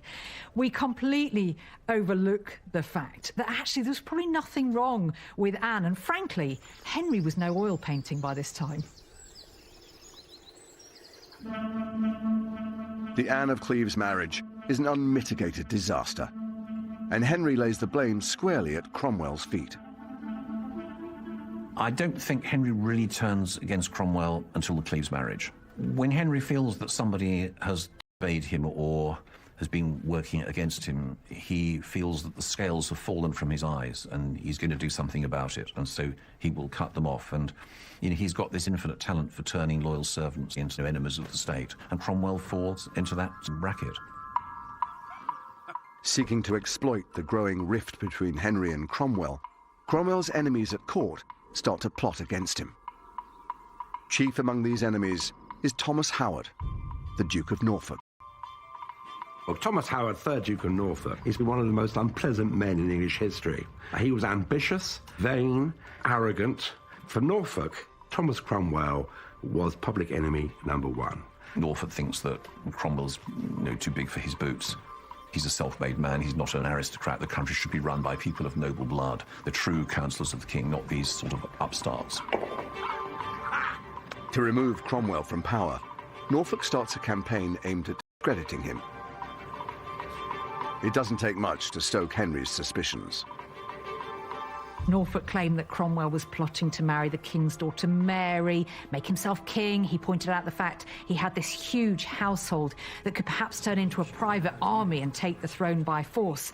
There was literally no evidence behind any of the charges, but Norfolk knew Henry was so paranoid that he would believe it. Henry was thinking if Cromwell has let him down, he must have meant it. He must have been in some way acting cruelly to the king, and Henry's ego was particularly precious and particularly vulnerable where he thought he'd been betrayed. For Cromwell, it's only a matter of time before Henry turns on him.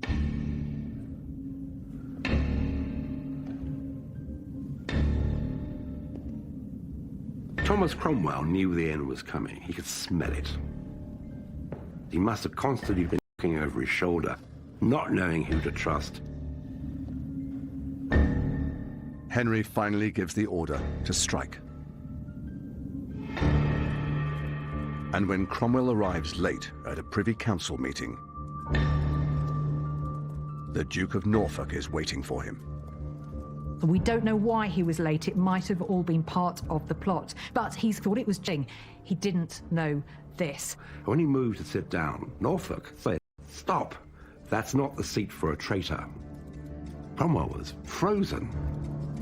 He must have been absolutely terrified because he knows where it ends. When the guards rushed forward, there was a cry of traitor, and he was seized. He was astonished, and he said, "Well, why are you calling me a traitor? Tell me what the charges are." Nobody said a word because they hadn't finished making those charges up yet. They had no answer. There's a moment that's almost Shakespearean where the Duke of Norfolk rips the chain of office from around his neck. This method of arrest has been devised deliberately to surprise and shock him. He was dragged out and taken by boat to the Tower of London on that dreadful one-way ticket.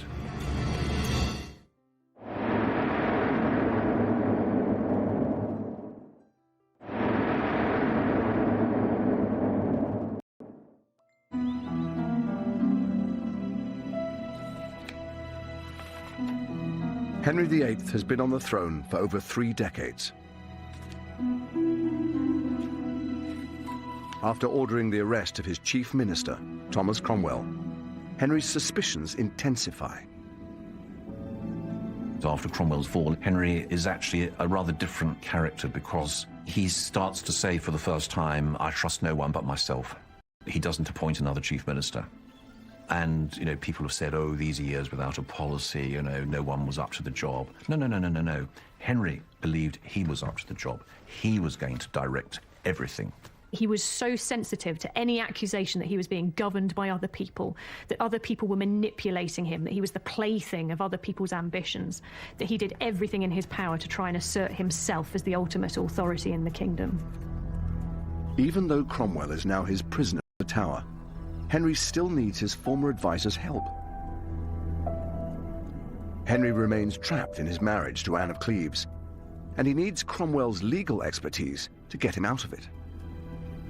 There's nobody else who can get him out of this fiasco marriage with Anne of Cleves. So Henry's writing to Cromwell, asking for his help. You know, give me evidence that the marriage was never valid, that it could be annulled. So Cromwell is working for Henry till his very last breath.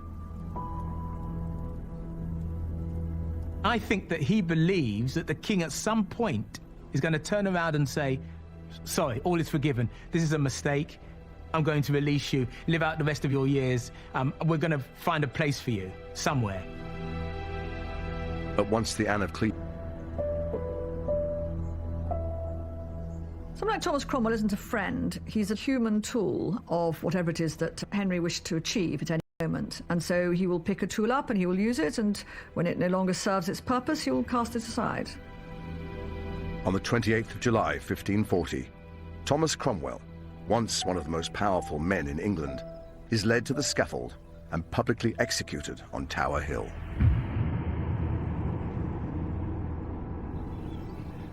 With Cromwell out of the way, his arch-enemy, the Duke of Norfolk, sees an opportunity to secure greater powers for himself. And he has a secret weapon to help him: his teenage niece, Catherine Howard. The moment that Catherine Howard was in the king's bed, Norfolk probably thought he was absolutely made for life. I mean, Norfolk was a cynical, unpleasant career aristocrat who beat his wife, knocked her teeth out. I mean, this was not a nice man. So the fact that he was using women as pawns in a political game shouldn't surprise us. You like it here? Norfolk's position is secured when Henry takes Catherine Howard as his fifth wife. He seems to rediscover something of his lost youth in her. He adores her and is seen playing with her in public. So he feels himself to be this young king again. He wanted to prove to everyone around him that he was a virile man. And I think that his caressing of Catherine Howard, his constant parading her about this place as this young bride on his arm, just massive overcompensation. He's old enough to be her grandfather, so they must have presented this rather incongruous image of Beauty and the Beast. But Henry and Catherine's honeymoon is short-lived. After just 15 months together, evidence emerges that Catherine wasn't a virgin when she married him. On the 2nd of November, 1541, Henry VIII was at Mass up in the King's Closet, just above us here in the Chapel Royal of Hampton Court Palace. And he was presented with a letter from Archbishop Cranmer that relayed the sordid details of Catherine Howard's past. And it explicitly says in this account that Cranmer didn't just tell the king this information, but instead put it in writing. He declared the information thereof to His Highness in writing. Because, as it says here, he had not the heart to express the same to the king by word of mouth.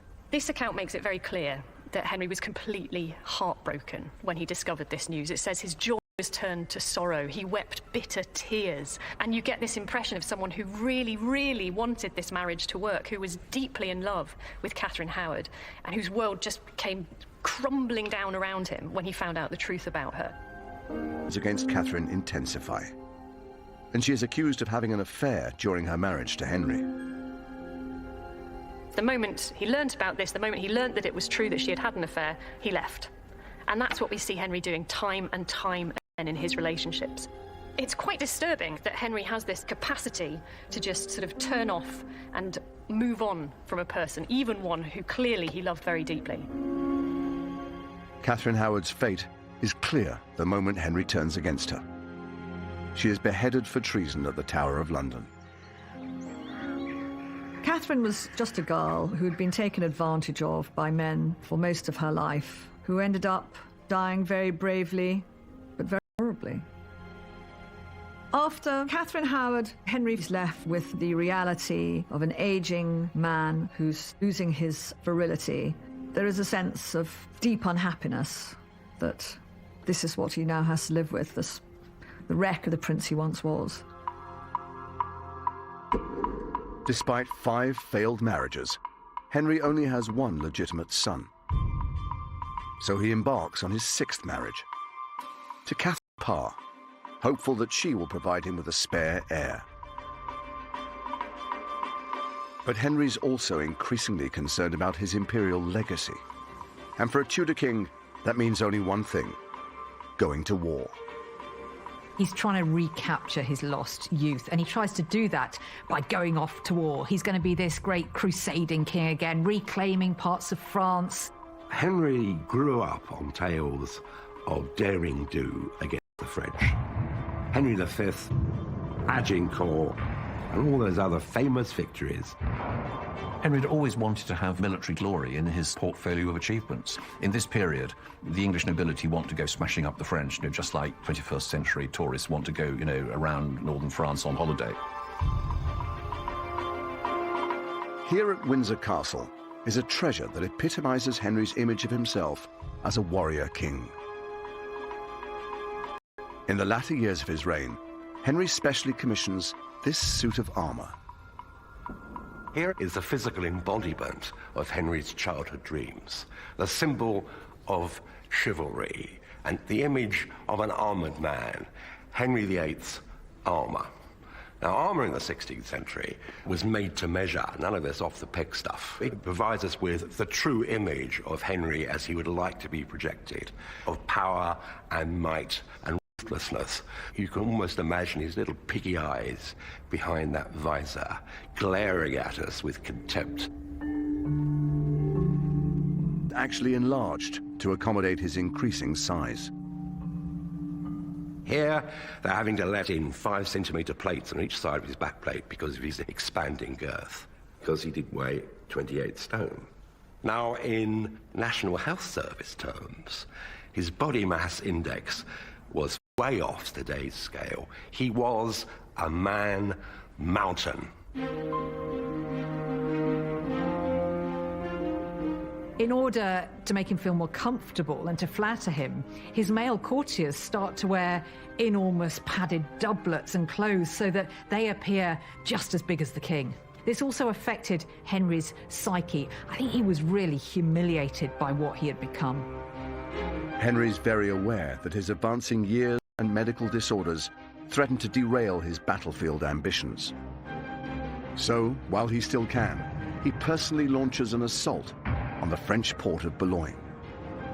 I mean, his idea of leading his army in person, of course, means directing operations from a safe distance inside a sort of wooden pavilion, which is lined with fake marble inside. He is like a small boy with lots of toy soldiers. He is in his element. He loves the siege. He loves all these cannonades which fire day and night. It was an attempt to gain glory by conquering France again. It was an attempt to resurrect the idea that England would be mighty by ruling over France. Henry's attack on Boulogne is a success, and he enters the captured port as a conquering hero. But his vanity project has a serious impact on England's economy. Henry painted the capture of Boulogne as a great victory, but it cost them enormous sums of money. And in fact, England became bankrupt by the cost of war. 5 years after Henry died, a Tudor accountant was given the task of calculating how much the wars had cost. He produced a 16-page account which showed that it had cost the poor English taxpayer, equivalent in today's money, £1.87 billion. And it shows the burden which his subjects had to bear to pay for his hopes of military glory. Despite plunging England into bankruptcy, Henry's military ambitions do have some benefits. Henry's military legacy was enormously positive. Yes, he'd depleted the royal treasury in the process, but he'd created one of the greatest navies in the world, and also an incredibly impressive army as well. He'd made England a power to be reckoned with. And so you had to maintain the appearance of a strong king, able to deliver justice, able to lead the nation in war. These were the things that united the realm. Henry would have been seen as a good king, because a king who leads to victory in a war is a good king, almost regardless of anything else. But just after Henry secures the military legacy he's always dreamed of, His health takes a turn for the worse.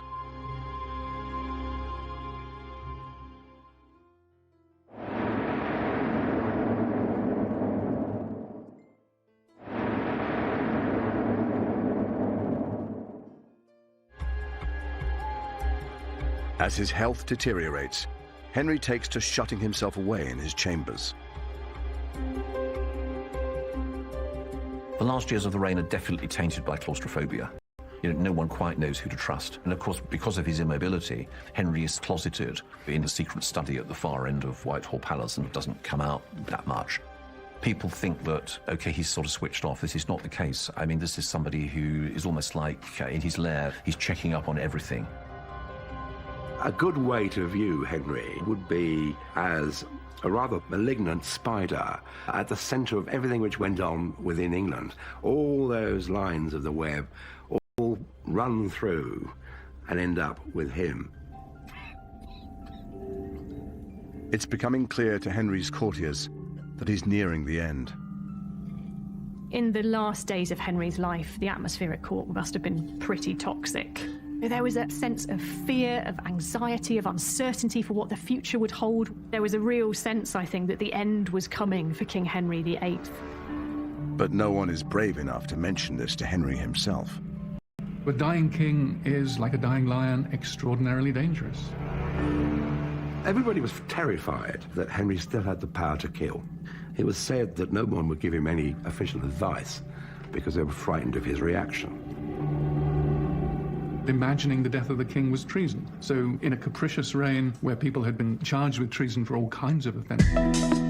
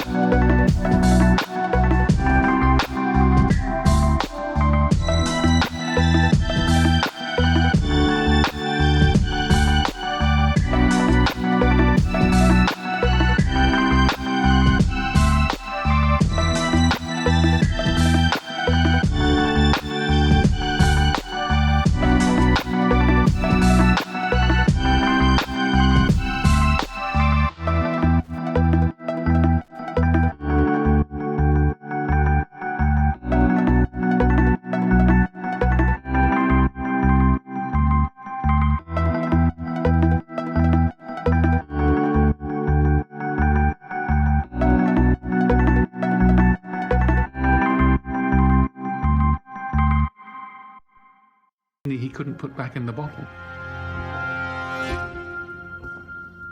courtiers finally muster the courage to warn him of his approaching death. There was a great deal of tension in the court. Who was going to tell the king that he was about to meet his maker?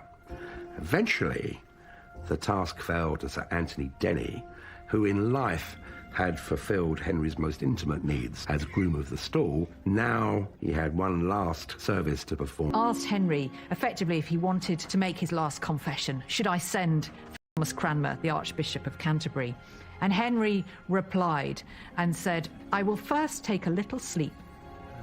And then, as I feel myself, I will think on the matter. They were the last words he ever spoke. On the 28th of January, 1547, Henry VIII dies. Henry VIII has gone down in history as our most famous king, probably because he's our most married king. He's a kind of larger-than-life character. But it's very, very clear that behind this public facade was somebody who was fundamentally vulnerable and insecure. The story of Henry VIII has everything in it. It has transition from young, irresponsible being to someone blighted later in life by paranoia. Henry was self-obsessed, desired admiration. He could never be wrong. You cannot ignore Henry. He put England in the centre of European politics. But he also gave the English a sense of national identity. England was never going to be quite the same after Henry. He'd broken with Rome. He had centralised the kingdom. Institutions like Parliament, the Church of England, hardly changed for another 400 years.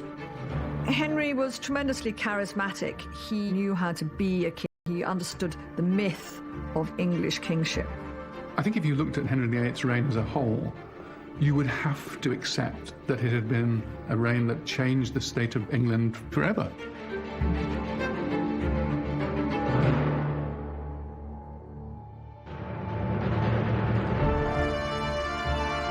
With the upcoming elections in the States, we take a look at the big history of America, brand new on Saturday at 9. Next tonight, one of the most narcissistic killers ever, Mick Philpott, in 5 Mistakes That Caught the Killer.